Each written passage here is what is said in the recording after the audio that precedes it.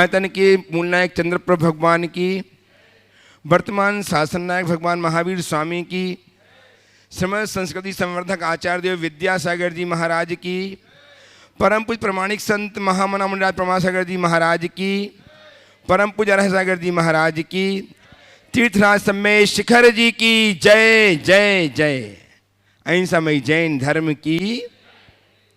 भक्तजनों, हम विराजे हैं आज अपने आराध्य गुरुदेव आचार्य भगवान विद्यासागर जी महाराज के परम प्रभावक शिष्य महामना मुनिराज प्रमासागर जी महाराज के श्री चरणों में। यह स्थान है सुरम्य क्षेत्र सम्मेद शिखर जी का, जहाँ अवस्थित है गुणायतन। और गुणायतन के इस धर्मसभा मंडप में हम विराजे हैं। इस भाव से विराजे हैं कि आज गुरुदेव के समक्ष साक्षात उपस्थित होकर के अपनी शंकाएं प्रस्तुत करेंगे, समाधान पाएंगे। आप ही नहीं, अपितु पूरा विश्व दूरदर्शन में पारस चैनल के माध्यम से तथा प्रमाणिक ऐप के माध्यम पर अपनी शंकाओं के समाधान प्राप्त करके जीवन को धन्य कर रहा है। अतः आज हम बड़े भागी हैं, जबकि हम साक्षात खड़े होकर के प्रश्न प्रस्तुत करेंगे, समाधान पाएंगे।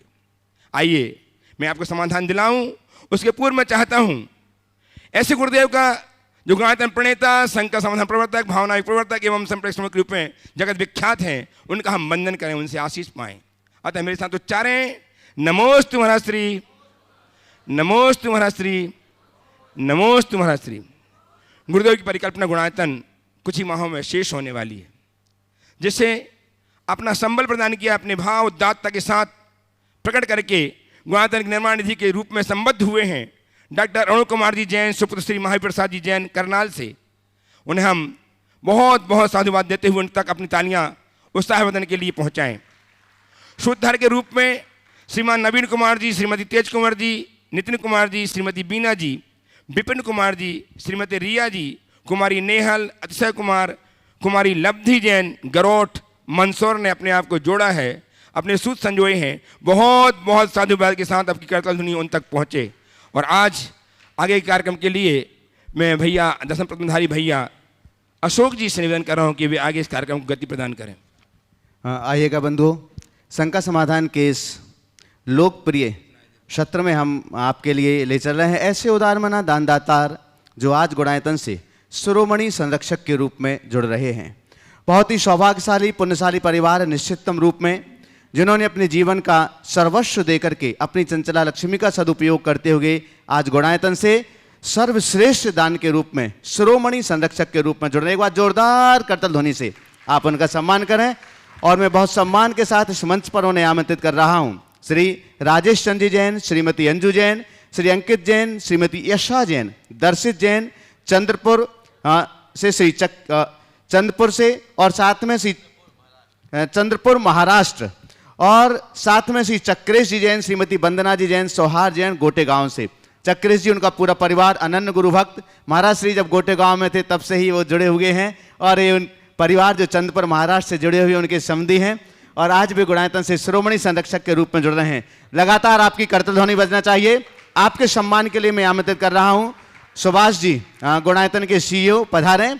श्री NL जैन साहब जयपुर से, गुणायतन के कोषाध्यक्ष, साथ में श्रीमती चंद्रकला जी पाटनी रांची से, गुणायतन की मंत्री और ट्रस्टी, और शकुन दीदी सागर से, गुणायतन की ट्रस्टी, पधारिएगा। और आज जो गुणायतन से इस तरह पैसे खड़े हो जाएंगे आप लाइन से, एक पंक्ति सभी लोग आ जाएं साथ में। आपकी करतल ध्वनि बंधुओं लगातार चलते रहना चाहिए, क्योंकि गुणायतन के सर्वश्रेष्ठ दान के रूप में जुड़ रहे हैं, गुणायतन के शिरोमणि संरक्षक के रूप में जुड़ रहे हैं, और उनका सम्मान आज यहाँ पर किया जा रहा है। गुणायतन के CEO श्री सुभाष जी, श्री NL जैन साहब, श्रीमती चंद्रकला जी पाटनी रांची, और शकुन दीदी सागर, उनके माध्यम से आज पूरे परिवार का सम्मान किया जा रहा है। हम अनुमोदना से, तालियों की अनुमोदना के साथ में, तालियों की अनुमोदना के साथ में लगातार इस पुण्य क्रिया से जुड़ें। आइएगा बंधु, बहुत ही सौभाग्य के क्षण हैं। जब तक ये सम्मान की श्रृंखला चल रही है तब तक हम आपके लिए पुनः एक बार स्मरण दिला दें कि आने वाले अगस्त माह में 13, 14 और 15 अगस्त को भावना योग शिविर यहां पर आयोजित किया जा रहा है, जिसमें तन को स्वस्थ, मन को मस्त और चेतना को प्रशस्त बनाने वाला आयोजन पूज्य महाराज श्री के द्वारा किया जाता है भावना योग के माध्यम से। तो आप उसमें आप पंक्तिबद्ध ऐसे खड़े हो जाइए। लिखा है प्रश्न, लिखा है, हाँ लिखा है, पूछवा। अच्छा अच्छा, बता दो। हाँ एक, हाँ आज आगे आ जाओ, इसको दो। अरे यहीं से करवा देना।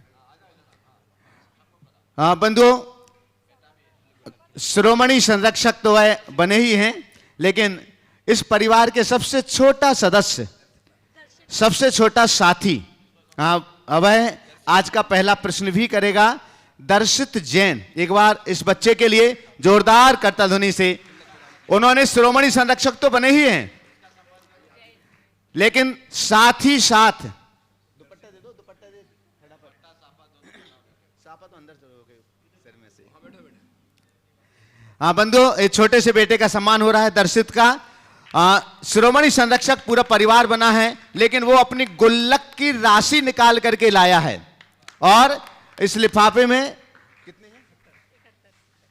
7100 रुपए की उसकी जो गुल्लक की राशि थी, उस राशि को लेकर के आया है, और वह भी आज गुणायतन के लिए समर्पित कर रहा है। लो भैया, दर्शित भैया दे दो, हाँ उनको दे दो, कोषाध्यक्ष जी को।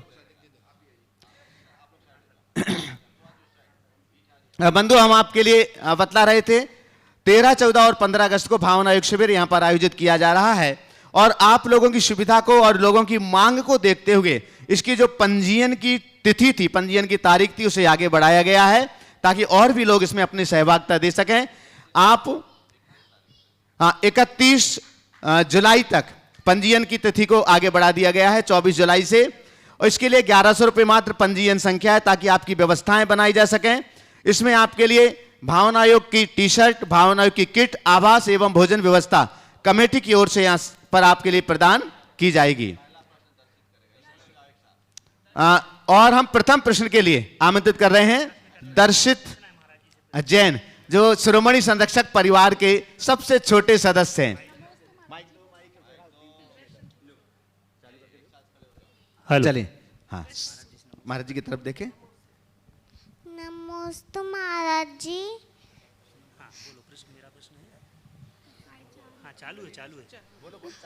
जो 4 कक्षाएं रहती हैं, मान माय माया लो, क्रोध मान माया लो, मान माया लो, हाँ, सबको पता है कि वो कक्षाएं रहती हैं, पर लोग फिर भी तक गुस्सा क्यों करते?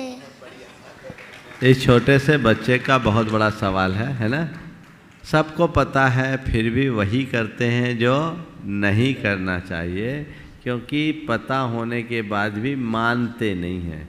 पुराने संस्कार कषायों के इतने भारी पड़े हुए हैं कि वो मानने नहीं देते। इसलिए बार बार इसको हमको समझना चाहिए, इसकी भावना भानी चाहिए। जब बार बार समझ के भावना भाएंगे तभी इनसे बचा जा सकेगा। और कोई साथ में और कर लें, हाँ जो भी है, राजेश जी, अंजू जी, अंजू आ जाएं, प्रश्न अपना कर लें। हाँ बोलो। गुरुवर के चरणों में शत शत बार नमोस्तु नमोस्तु नमोस्तु। महाराज, मेरा क्वेश्चन ये है कि कोई भी इंसान बहुत अच्छा होता है, मतलब सब में अच्छी और बुराइयां होती हैं, बट जब भी कोई एक गलती उससे हो जाती है तो उसके 100 अच्छे काम में वो गलती क्यों इतनी ज़्यादा इम्पोर्टेंस दी जाती है? ये हम सब की एक नकारात्मक सोच का नतीजा है। लोगों को अच्छाइयाँ कम, बुराइयाँ जल्दी दिखती है। चांद पर भी नज़र करो ना तो उसका धब्बा पहले दिखता है, सौंदर्य का। इसलिए हमें एक सीख लेनी चाहिए कि लोग हमारे गुणों का आकलन कम करेंगे, हमारी गलतियों को ज़्यादा देखेंगे। इसलिए हमें सावधान होकर चलना चाहिए, और कोई हमारी गलतियां देखे तो घबराना नहीं चाहिए। आचार्य गुरुदेव का 2 हाइकू तुम्हारे सवाल के संदर्भ में मैं बताना चाहूँगा। उन्होंने लिखा, आलोचन से लोचन खुलते सो स्वागत है। आलोचन से लोचन खुलते सो सुस्वागत है। समझ गए? और दूसरा उन्होंने लिखा, तेरी 2 आँखें तेरी ओर 1000, सतर्क हो जा। समझ गए ना? तो ये है, लोग देखेंगे, समझ गए? सब्जी में और चीज़ें कितनी पड़ी है इसकी लोगों को कोई चिंता नहीं, पर नमक कम क्यों है इसका सवाल ज़रूर है। तो ये टेंडेंसी है, इन बातों को समझते हुए हमें हर पल बहुत सावधानी और तत्परता से काम करना चाहिए। हाँ, श्री चक्रेश जी, श्रीमती वंदना जी गोटेगांव, आगे आ जाएं, साथ में आ जाओ दोनों जन। हाँ, बोलो। इसके बाद तैयार रहेंगे नवीन जी, नीलम जी, रजत जी, पूर्वी जी, ठोलिया, परिवार जयपुर। नमोस्तु गुरुवर। गुरुवर, एक शंका बहुत दिनों से मन में है। स्त्री लड़की जब कुंवारी रहती है तो माँ उससे कहती है बेटा पराए घर जाना है, सीख ले। जब वो शादी करके अपने घर जाती है तो सास बाकी के लोग बोलते हैं पराए घर से आई है। तो इस स्थिति में क्या करना चाहिए? दोनों स्थिति में उसी को बुरा बनाया जाता है, जबकि घर तो वही संभालती है। देखो, इसका 2 उत्तर दे सकता हूँ। पराया घर, बेटी को पराया घर जाना है, और ये पराए घर की बेटी है, तो वो किसकी है ना? मेरा ऐसा मानना है कि ये दोनों भाव बहुत अच्छे हैं और होने चाहिए। अगर घर में ये बात हो कि ये पराए घर जाने वाली है तो भाई कल विदा हो जाएगी, इसलिए जब तक घर में रखो सुखपूर्वक रखो, उसे खुश रख सको, और इस तरह से तैयार करके भेजो कि पर घर में जा कर के भी हमारा नाम ऊंचा करे, ये सोच। और जिसके घर आए उनको भी ये सोचना चाहिए पराए घर से आई है, इसे ऐसा ढाले कि पर घर तक हमारे घर की रोशनी पहुंच जाए। ये सोचो, ये सोच हो तो कोई बुरा नहीं है। लेकिन पराए घर की है, चलो ये तो बला टलने वाली है, तो गड़बड़। और पराए घर से आई है तो बला आ गई, ये बराबर। ये सोच नहीं होनी चाहिए। सोच यदि रचनात्मक हो, सकारात्मक हो, तो ये परिणाम बहुत अच्छे आएंगे। इसलिए किसी लड़की को कोई कहे कि ये पराए घर की है तो उसे बुरा नहीं मानना चाहिए। उसे ये सोचना चाहिए कि नहीं, मुझे पर घर जाकर के एक नया घर बनाना है, ये सोचना चाहिए। चलिए और बोल। हाँ बोलिए। महाराज श्री के चरणों में त्रिबार नमोस्तु नमोस्तु नमोस्तु। महाराज श्री, मेरा एक प्रश्न है कि हमारे पाप और पुण्य साथ चलते हैं, लेकिन हम अच्छे कर्म करते हैं तो पुण्य भी मिलते हैं, और पाप भी साथ चल रहे हैं, तो कितने भव तक हमें उसे भोगना पड़ेगा? देखिए, पुण्य पाप का क्रम तो चलता ही रहता है। हम महापुरुषों के जीवन चरित्र को पढ़ें तो इसे अच्छे से समझ पाएंगे कि बड़े बड़े महापुरुषों के जीवन में भी पुण्य और पाप का खेल साथ साथ चलता रहा है, तो चलेगा। जब तक संसार है तब तक चलेगा। तो इससे हमें ज़्यादा प्रभावित नहीं होना चाहिए और चिंतित नहीं होना चाहिए, अपितु इस बात को स्वीकार करके जीवन में जो अच्छा बुरा घटे इसे पुण्य पाप का खेल मानकर स्वीकार लेना चाहिए। चलो ये ठीक है, ये मेरा नहीं है, केवल पुण्य पाप का खेला है, सुबह शाम का मेला है और चला जाएगा। बस यही इस संसार का झमेला है। इतनी बात समझ लो तो जीवन का रास्ता अपने आप खुल जाएगा। नवीन जी, नीलम जी, रजत जी, पूर्वी जी, ठोलिया, परिवार जयपुर से। आपके बाद में तैयार रहेंगे श्रीमती हीरा मणि जी, बड़जात्या, हजारीबाग।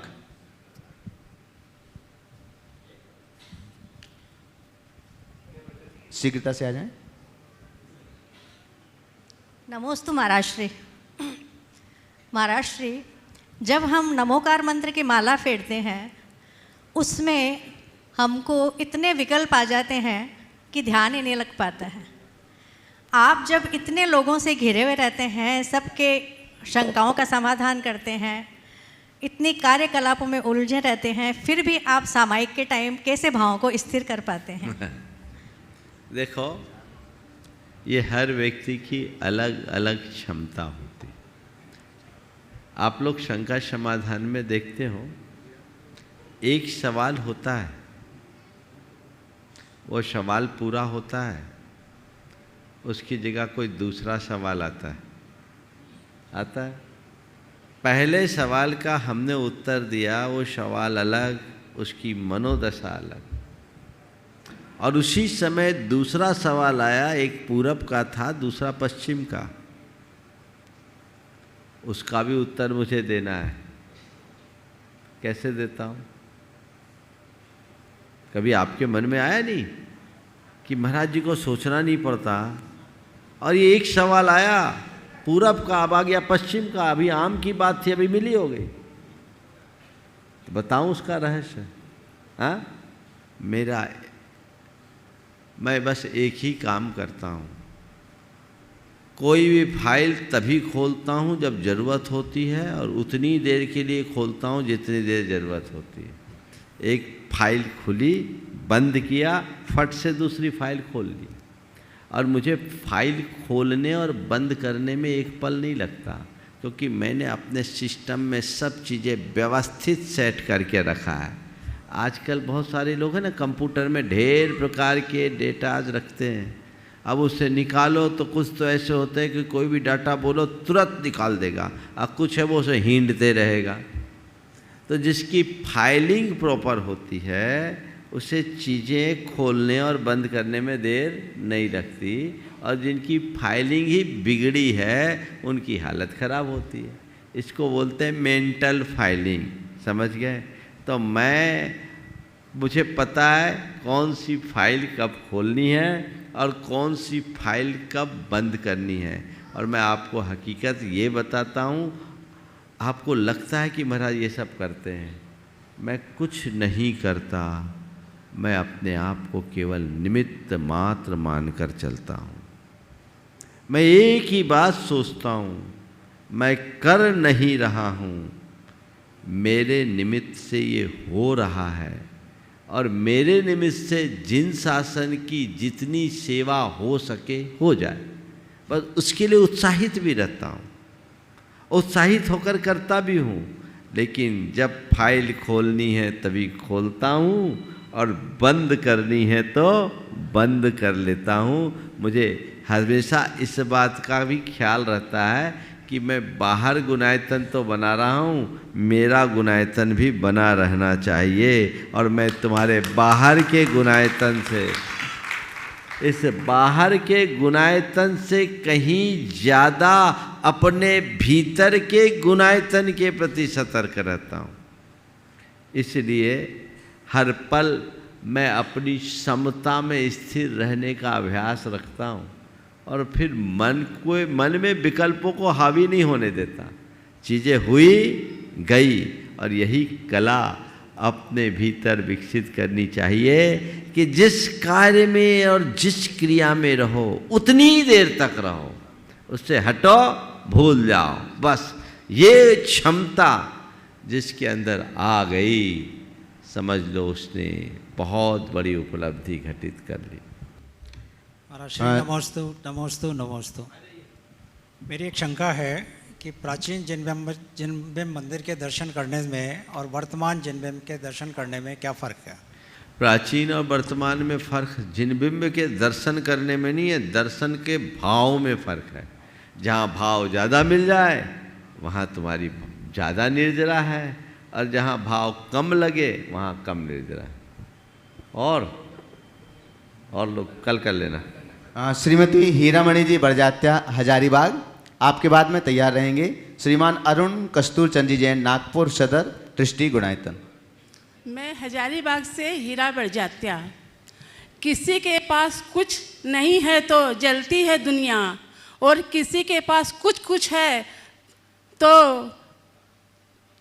नहीं, किसी के पास कुछ नहीं है तो उससे पर हंसती है दुनिया, और किसी के पास कुछ है तो जलती है दुनिया। लेकिन मेरे पास तो गुरुवर परमान सागर जी महाराज है, उनके दर्शन को तरसती है दुनिया। नमोस्तु महाराज जी, नमोस्तु महाराज जी, नमोस्तु महाराज जी। ओम सवाल। हाँ महाराज जी, हम अपनी ज़िंदगी को ऐसा कैसे जिए कि ज़िंदगी हमें नहीं, हम जिंदगी को मिले हैं। नमस्ते भगवान जी। जिंदगी हमें नहीं, हम जिंदगी को मिले हैं, हम जिंदगी को मिले हैं।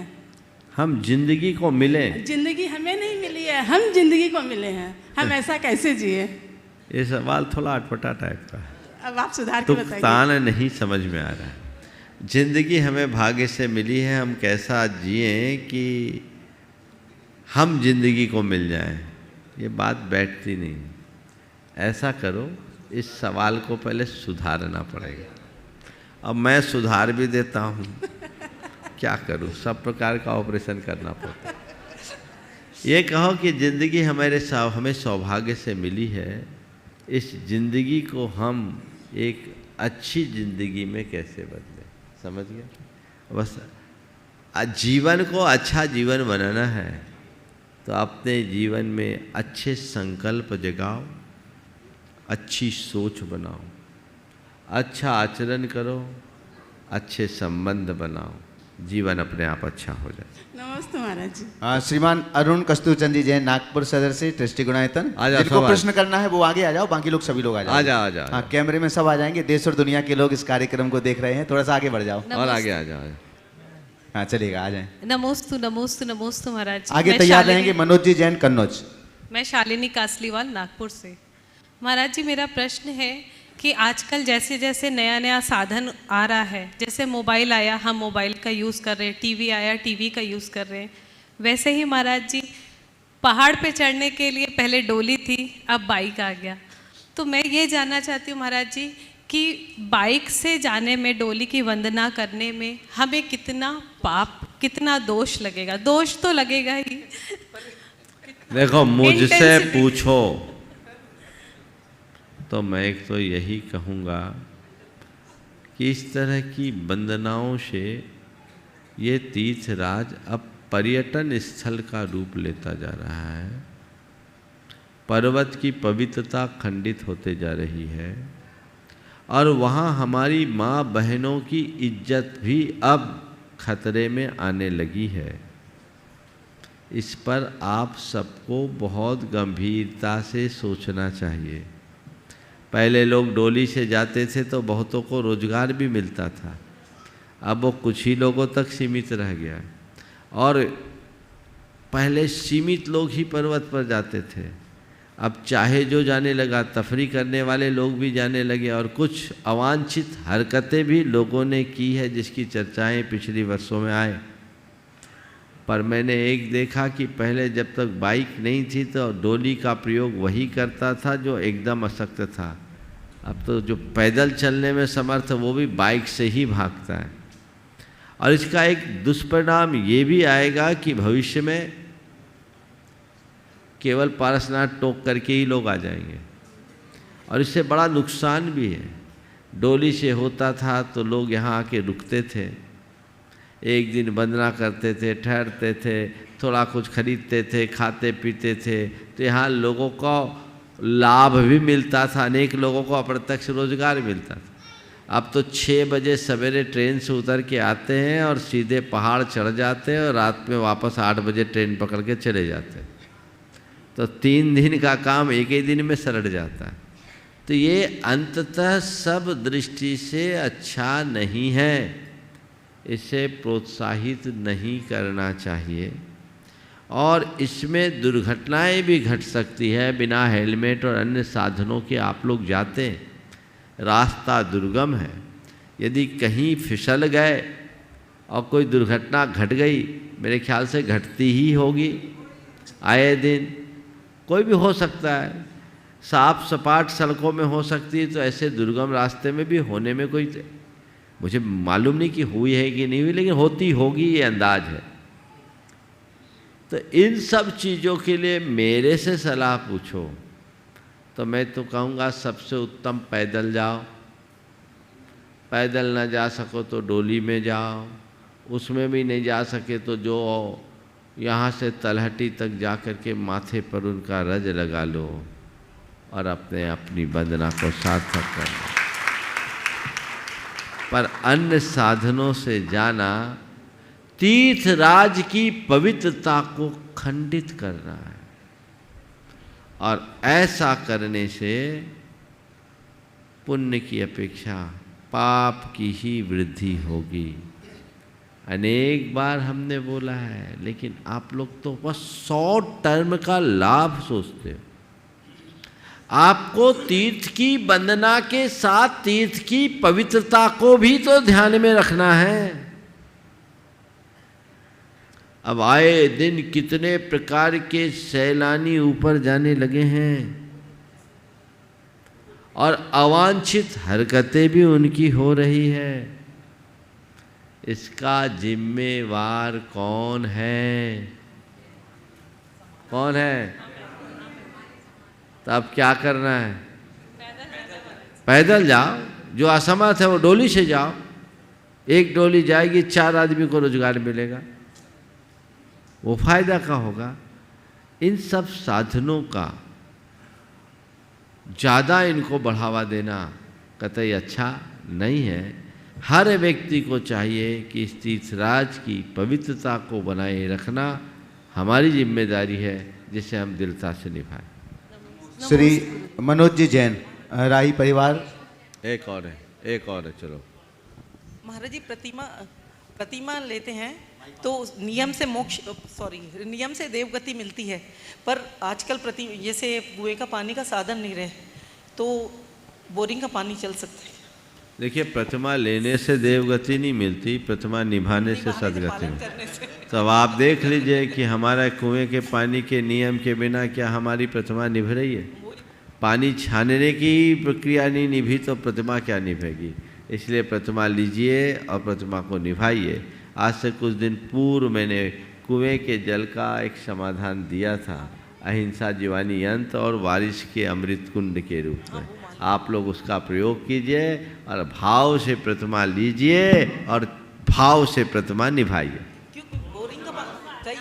हाँ, श्री मनोज जी जैन, राही परिवार, कन्नौज से, दृष्टि गुणायतन। आगे तैयार रहेंगे श्रीमान अमित गत्ते जी, श्रीमती शारका जी, सेठी गया। मेरे आराध्य गुरुवर के चरणों में नमोस्तु नमोस्तु। गुरुवर, प्रश्न ये अतुल दुबे और डॉक्टर आर.के. जैन सतना का है कि पवित्र पर्वतराज शिखर जी की वंदना व परिक्रमा में क्या अंतर है और श्रद्धा पूर्वक करने में क्या उत्तम है? फिर से बोलो। हाँ। पवित्र पर्वतराज शिखर जी की वंदना व परिक्रमा करने में क्या अंतर है और श्रद्धा पूर्वक करने में क्या उत्तम है? देखिए, पवित्र समेत शिखर जी की परिक्रमा या वंदना में, यात्रा और वंदना में क्या अंतर है? पर्वत में घूम फिर के आ जाना यात्रा है और भाव भक्ति से झूमते हुए दर्शन करके विशुद्धि से भर कर आना वंदना है।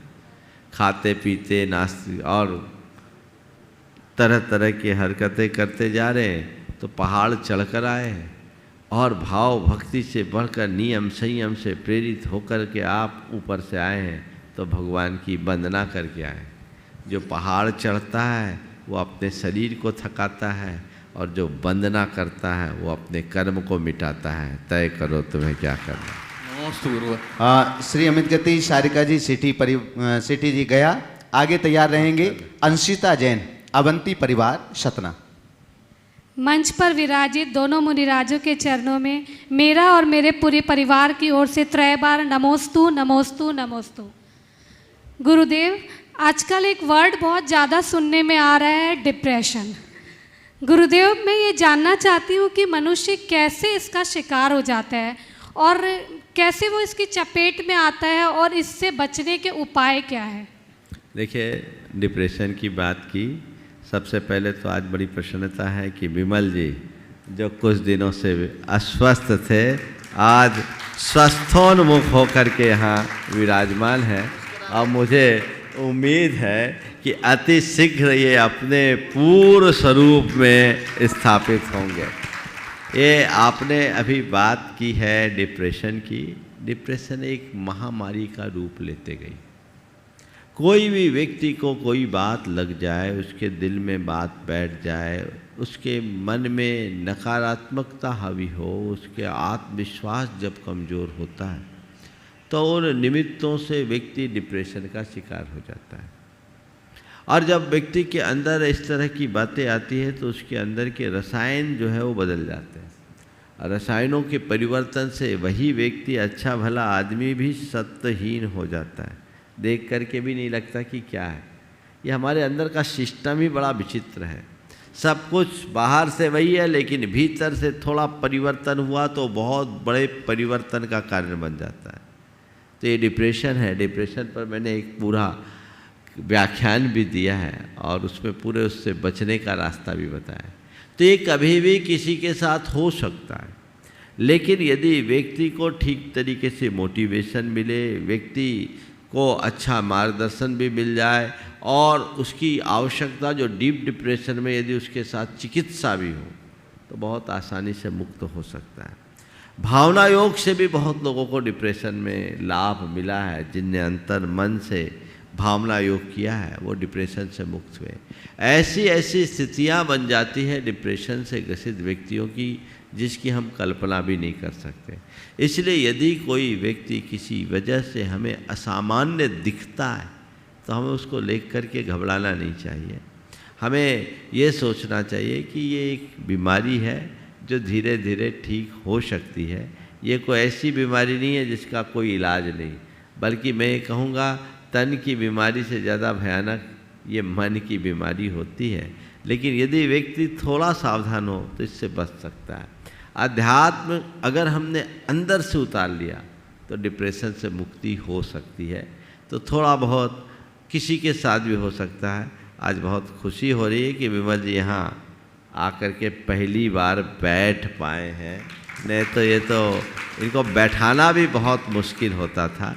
बस मैं मैं यही समझता हूँ कि अब वो और आगे बढ़ेंगे और अपने आप को मैं स्वस्थ हूँ, मैं मस्त हूँ की धुन के साथ जोड़ें और भावना योग में और ज़्यादा तत्परता दिखाएं ताकि वो पूर्णतः स्वस्थ होकर अपनी साधना में आगे बढ़ सकें। गुरुदेव, आज जो पापा यहाँ बैठे हैं वो आपके आशीर्वाद का फल है। नमोस्तु गुरुदेव। अंशिता जैन, अवंती परिवार, सतना। आगे तैयार रहेंगी श्रीमती मिली जैन, जबलपुर। नमोस्तु महाराज जी। महाराज जी, कहा जाता है कि किस्मत से कुछ नहीं होता, परिश्रम से होता है, परंतु जब हम कुछ बड़ा करते हैं तो लोग कहते हैं किस्मत बुलंद थी। तो महाराज श्री, किस्मत ज़्यादा बड़ी है या परिश्रम? किस्मत से कुछ नहीं होता, परिश्रम से होता है। जब हम परिश्रम से आगे बढ़ते हैं तो लोग कहते हैं ये किस्मत से हुआ। सवाल है किस्मत बड़ी है या परिश्रम? मैं तुम्हें एक ही बात पूछता हूँ, तुम्हारी किस्मत में क्या है इसका तुम्हें पता है? नहीं बोलो। पर तुम्हें कितना परिश्रम करना है और कहाँ करना है इसका तो पता है ना? जी। हाँ जी। तो हमारे लिए बड़ा कौन है? परिश्रम। जिसका हमें पता है वो, जिस पर मेरा नियंत्रण है वो, या जिसका कोई अता पता नहीं है वो? जिसका पता है वो। तो हम किस पर ध्यान दें? परिश्रम पर। तो हम परिश्रम पर पूरा ध्यान दें और परिणाम जो भी आए उसे अपना किस्मत मानकर स्वीकार कर लें। दोनों काम हो जाए। श्रीमती मिली जैन, जबलपुर। आगे तैयार रहेंगे वृत्ति बहन, रेखा जी और मंजू जी, संगस्त आरिका कंपमती माता जी। मेरा और मेरे परिवार की ओर से मुनिदय को बारंबार नमोस्तु नमोस्तु नमोस्तु नमोस्तु। महाराज जी, आज आपने प्रवचन श्रृंखला में अतिथि सम्मान की बात की, परंतु महाराज श्री, कुछ अतिथि को हम अपना 100% समर्पण देते हैं, फिर भी उनसे बुराई सुनते हैं, तो फिर हमारे मन में बड़ा कष्ट होता है। ऐसे अतिथियों को सम्मान करने की भावना भी कम होती है। ऐसे में हम क्या करें महाराज श्री? अतिथियों को 100% सम्मान देने के बाद भी बुराई सुनते हैं तो पहले मैं ऐसे को अतिथि ही नहीं मानता। अतिथि तुम्हारे रिश्तेदार का नाम नहीं है। अतिथि वह है जिससे तुम्हारे हृदय के तार जुड़े, समझ गए? वो अतिथि है। वो कोई भी हो सकता है, तुम्हारा रिश्तेदार हो, नातेदार हो, परिचित हो, अपरिचित हो। और हमें ऐसे व्यक्ति का हृदय से सत्कार करना चाहिए, और वो करेगा तो जीवन भर आभार भी रखेगा। समझ गए? वो जीवन भर आभार रखेगा। और रहा सवाल रिश्ते नातेदारों का, तो ये तो व्यक्तिगत व्यवहार के ऊपर निर्भर करता है। यदि किसी व्यक्ति से हमारी विचारधारा नहीं मिलती तो उसके प्रति हम तटस्थ रह सकते हैं, समझ गए। फिर भी अपने कर्तव्य का पालन तो हमें करना है। वो हमारा रिश्तेदार है, अब यहाँ आया है तो उसका ध्यान तो हमें रखना ही है, भले वो मेरे साथ, भले उससे मेरा मन मिले या न मिले। वो बुराई करेगा, करने दो, वो जाने। मुझे अपना कर्तव्य करना है सो करना ही, समझ गए। नहीं तो कहो कि तुम्हारे लिए तो हमारा दरवाज़ा ही बंद है, तो ये देशपूर्ण संबंध हो गए। हमें अपनत्व के संस्कार बढ़ाना चाहिए, तो उनसे भी कोशिश करनी चाहिए कि उनका द्वेष दूर हो, ऐसा प्रयास करें, समझ गए। पर जो अतिथि का स्वरूप मैंने बताया, उनके साथ कभी ऐसा अनुभव नहीं हो। चलिए, वृत्ति बहन रेखा जी, मंजू जी कर्रापुर से, संगस तारिका कंपमती माता जी। आगे तैयार रहेंगे श्रीमती शिमला राजेंद्र जी जैन, जयपुर।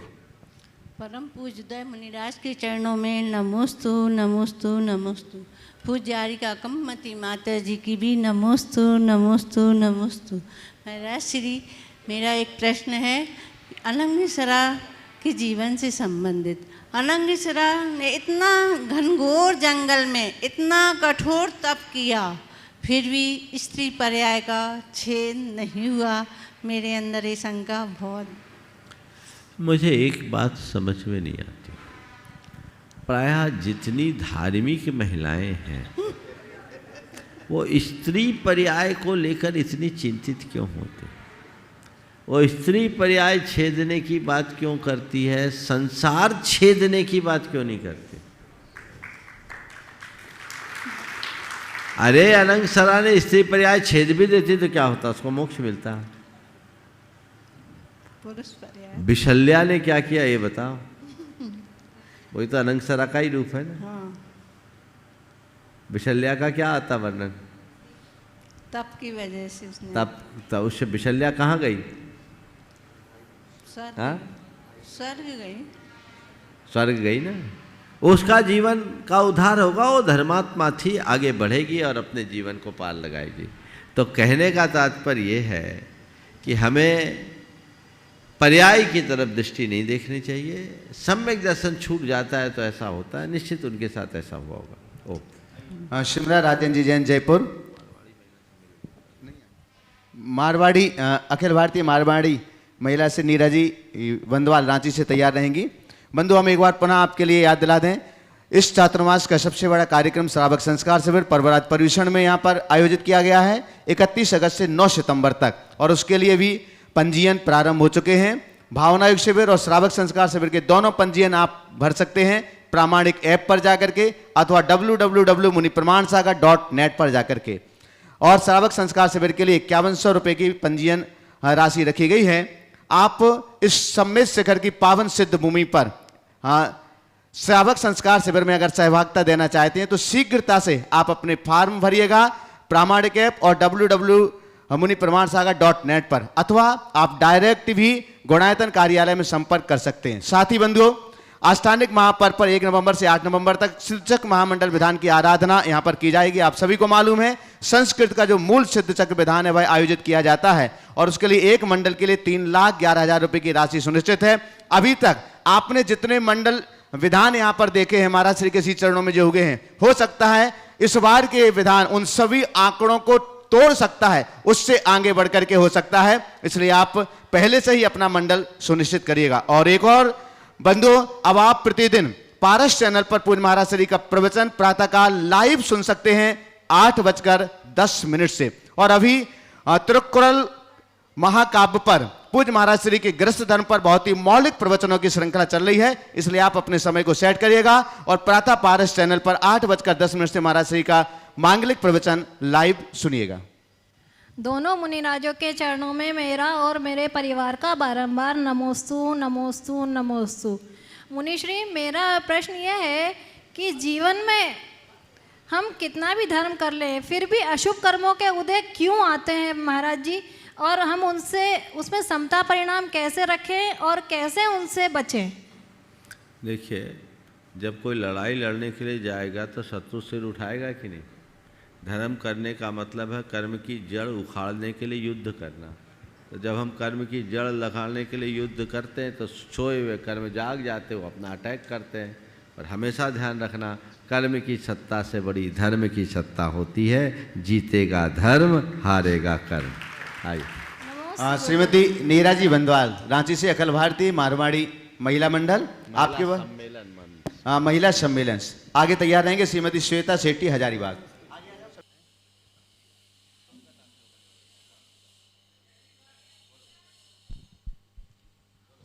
महाराज श्री, ऑनलाइन प्रश्नों से मैं सत्र को आगे बढ़ा रहा हूं। अहमदाबाद गुजरात से डॉक्टर ऋचा जैन आपके श्री चरणों में नमोस्तु करते हुए पूछ रही हैं, हे महाराज श्री, पिछले 1 साल से मैं प्रामाणिक पाठशाला में अपना योगदान दे रही हूँ। मेरी एक 9 साल की बेटी है, वह पढ़ाई के साथ साथ प्रामाणिक पाठशाला में भी उत्तम कार्य कर रही है। महाराज जी, मुझे काफ़ी समय से एक बच्चा गोद लेने की इच्छा है। ऐसा नहीं है कि मैं प्राकृतिक रूप से माँ नहीं बन सकती, लेकिन मैं चाहती हूँ कि किसी अनाथ बच्चे को अपनाकर उसे अच्छा जैन श्रावक बनाकर बड़ा करूँ। इस कदम से मैं एक बच्चे को घर, परिवार और अपनापन दे पाऊँगी और अपनी बेटी के लिए बहन या भाई ला सकूँगी। कृपया मुझे यह बताएं कि मेरा यह सोचना सही है या नहीं। एक केंद्रीय एजेंसी है जो बच्चे के देने में मदद करती है। महाराज श्री, मेरा मार्गदर्शन करें। देखिए, अनाथ व्यक्ति को अपनाना भावनात्मक दृष्टि से सही है, उसका कहीं निषेध नहीं है। लेकिन ये सब विकल्प तब सोचना चाहिए जब हमें प्रत्यक्ष रूप से संतानोपलब्धि की कोई संभावना ना हो। पहला तो मैं आपको सुझाव ये दूंगा कि आपके पास बेटी है और आप उसका भाई चाहते हैं, तो अपनी संभावनाओं को जीवित रखें। अपनी तरफ से रोक लगाकर दूसरे को अपनाना ये शास्त्र के विरुद्ध है। दूसरी बात, यदि आप किसी को अपनाते भी हैं तो उसके आगे पीछे की चीज़ों को देख करके सोचना चाहिए, ताकि वह आपके भविष्य के लिए भी सुरक्षित हो सके। क्योंकि अज्ञात कुलशील की संतान को लाने के बाद अगर किसी के लक्षण उल्टे हो गए तो कई बार गड़बड़ियाँ भी हो जाती हैं। जहाँ तक सवाल है दूसरे को सहायता देने का, तो संरक्षण देने के और भी अनेक रास्ते हैं, उन विकल्पों पर भी विचार किया जा सकता है।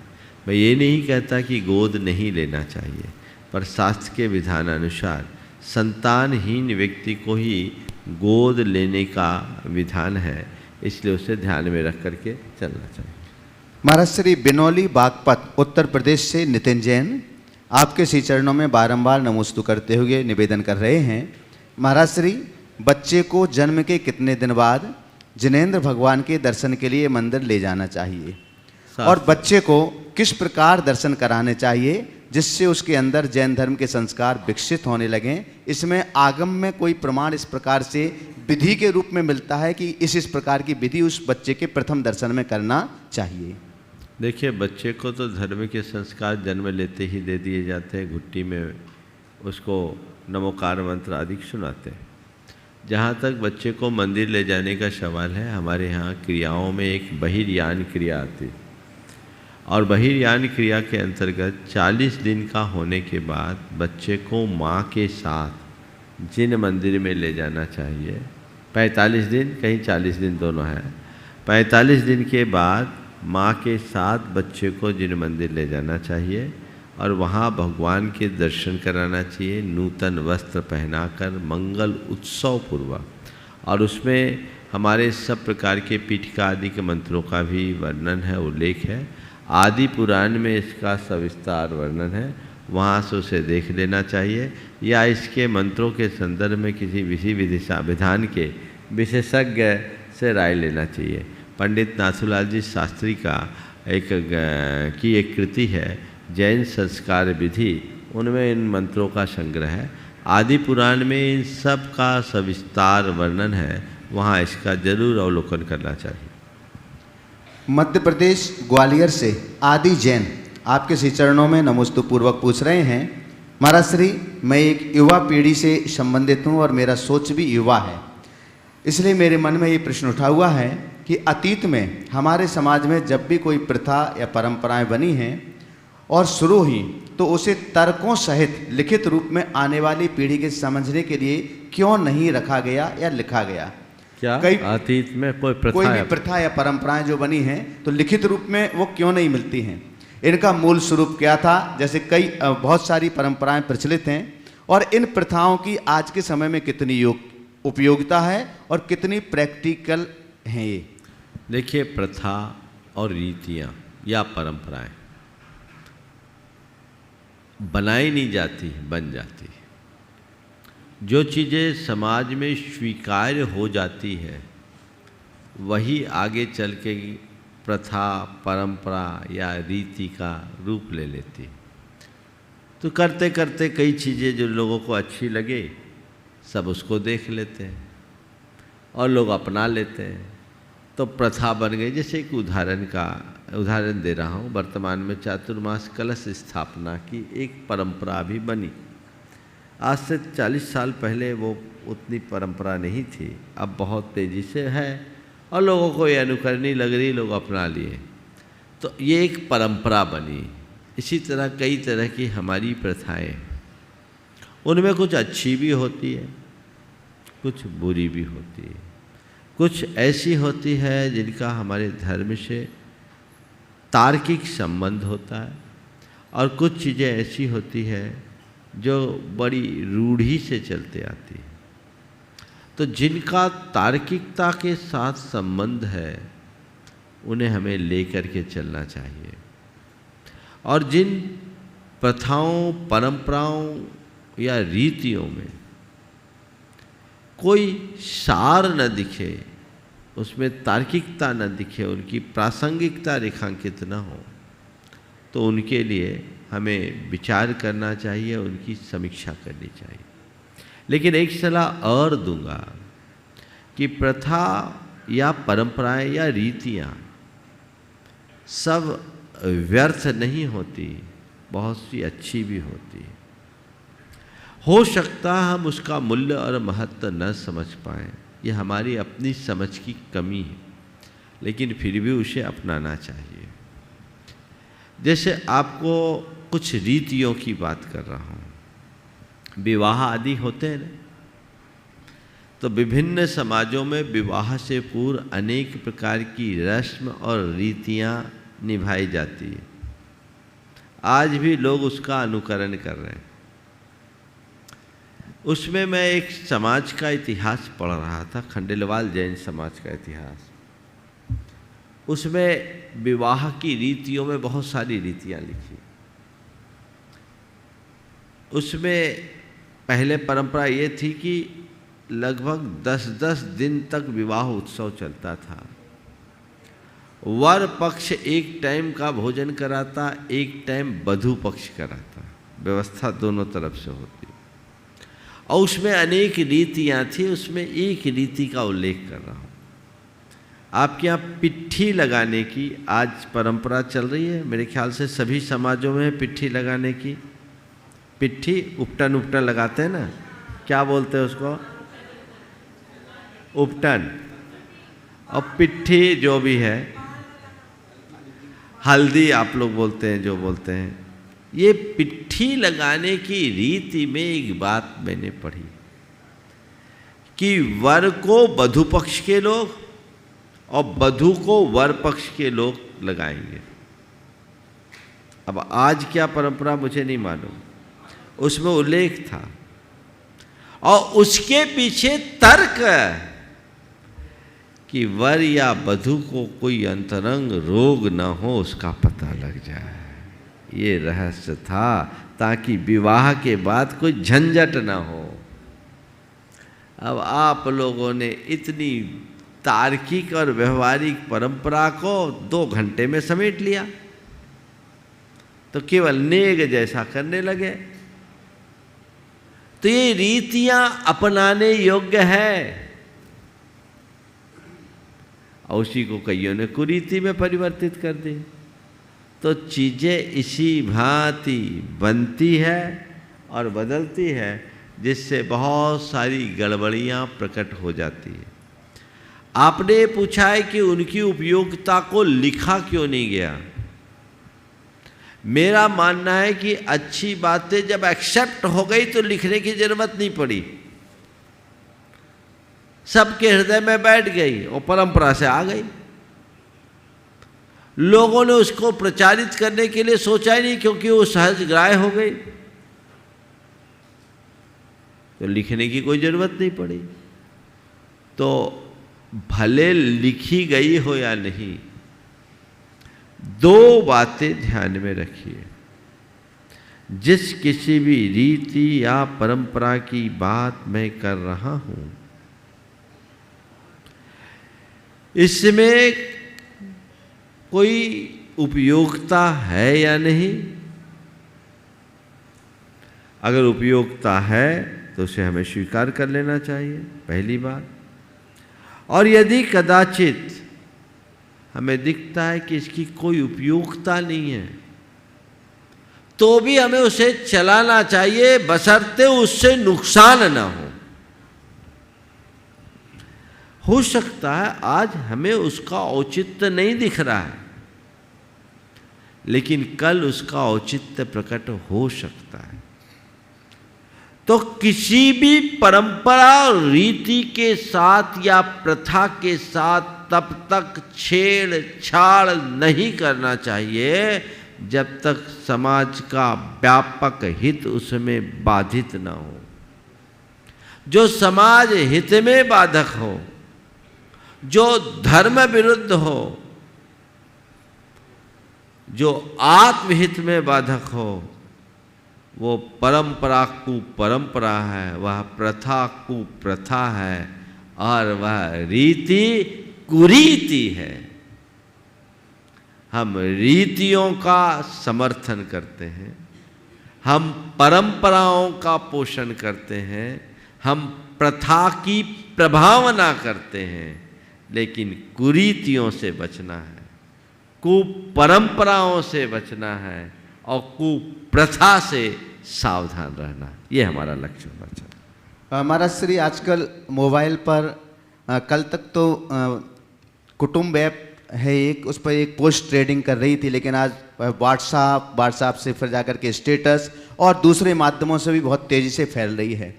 उसमें एक फ़ोटो भी है आपकी, और उसमें लिखा हुआ है, परम पूज्य गुणायतन प्रणेता मुनि श्री 108 प्रमाण सागर जी महाराज पारसनाथ टोंक पर दर्शन करते हुए भगवान के मोक्ष कल्याणक मोक्ष सप्तमी के पहले। और ये बहुत तेज़ी से वायरल हो रही है, जबकि मैं तो यहाँ उपस्थित था। आप वर्षायोग स्थापना के पहले वंदना के लिए गए हुए थे, तो ऐसे लोगों के लिए हमें किस दिशा में कार्य करना चाहिए और आपका क्या संदेश है? देखो, अच्छा है, मोक्ष सप्तमी के पहले गए हैं, तो मैं मोक्ष सप्तमी के पहले गया, मोक्ष सप्तमी तो गया नहीं। देखो भाई, हर व्यक्ति को कोई भी पोस्ट डालने से पहले उसकी सत्यता पर विचार करना चाहिए। पारसनाथ भगवान के ऊपर पोस्ट डालने में कोई बुराई नहीं है, डाले, लेकिन उसके प्रसंग को देखो। मैं चातुर्मास में आज तक पर्वत पर कभी गया ही नहीं, इतने चातुर्मास हो गए, न गया न जाऊंगा। ये तो हम 30 जून को वंदना के लिए गए थे, तब की तस्वीर है, और भाई लोगों ने उसको प्रचारित कर दिया। अब पता नहीं किस भावना से किया। ठीक है, महाराज जी पारसनाथ टोक पर गए, आप उस पोस्ट को जारी करते करे, कब गए ये तो और लिखो ना। लोगों के मन में इससे भ्रम उत्पन्न होता है, और ये असत्य प्रलाप होता है, जो पाप का कारण बनता है। तो आप लोग कोई भी चीज को फैलाने के पहले जरूर देखें। मैंने इस मंच से पहले भी अनेक बार लोगों से कहा, जब मुझसे एक बार पिछली बार पूछा गया था कि क्या महाराज जी आप मोक्ष सप्तमी में जाएंगे? अरे मैंने कहा अगर चतुर्मास नहीं होता तो जरूर जाता। चतुर्मास में विकल्प हम नहीं रखते, क्योंकि इतने सूक्ष्म जीव जंतु हैं कि पाँव रखने की इच्छा नहीं होती। नहीं तो पारसनाथ भगवान के चरणों में आकर उनके मोक्ष कल्याणक में नीचे रहे, हो सकता है क्या? और अगर जाना ही होता तो मोक्ष सप्तमी के पहले क्यों, मोक्ष सप्तमी के दिन जाए। तो इसी विकल्प के कारण मैं नहीं जाता। मैं ये नहीं कहता कि जाना चाहिए कि नहीं जाना चाहिए, यद्यपि हमारी 25 मील की मर्यादा है। आपत्ति विपत्ति में जा सकता हूँ, लेकिन अभी तो हम पारसनाथ भगवान की नित्य यहीं से वंदना कर लेते हैं। इसलिए इन बातों पर ध्यान रख करके कार्य करना चाहिए और उसी अनुरूप अपना व्यवहार रखना चाहिए। इस प्रकार आज के इस सत्र को परम पूज्य गुरुदेव के चरणों में नमन अर्पित करते हुए मैं यहीं पर विराम दे रहा हूँ। बोलिए परम पूज्य आचार्य गुरुवर श्री विद्यासागर जी महाराज। जय जय जय। पूज्य मुनिवर श्री प्रमाण सागर जी महाराज की, पूज्य मुनिवर श्री अरह सागर जी महाराज की।